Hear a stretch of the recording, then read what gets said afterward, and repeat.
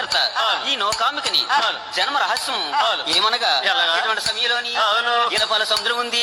ఇలపాల సముద్రంలోని ఇలమర చెట్టు పుట్టి ఇలమర చెట్టు దగ్గర దక్కుల బన్న వెలిసి దక్కుల బన్న దగ్గర చక్కన శాశ్వాన్ని వెలిసి చక్కన శాశ్వానులోని 12 సిరుసులు గల ఆ కరుకోటి నాకు ఆదిశేషు వెలిసిందండి.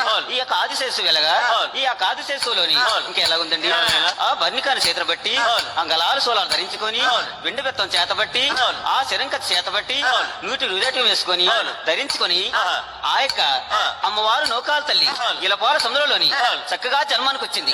ఈ జన్మానికి వచ్చినటువంటి నూరుగుల తల్లి వెయ్యిగల తల్లి లోకమాతని కోరుకొలిసేవారు ఎవరున్నారండి? ఇలాంటి సమయంలోని మహానుభావులు రాజారాజులు వీరపట్టాభులు సాహిత్య మహారాజులు ఆ యొక్క ఊరగల్ల పట్టణవాసాన్ని పరిపాలన చేసేటువంటి ఆ మహారాజులు అమ్మవారి నౌకాంబికని ఎంతో వేడికెత్తి వేడి తీస్తున్నారు. ఇలాంటి సమయంలోని ఆ గుళ్ళు అనుకున్న నిర్మల లోకమాతని రాజారాజులు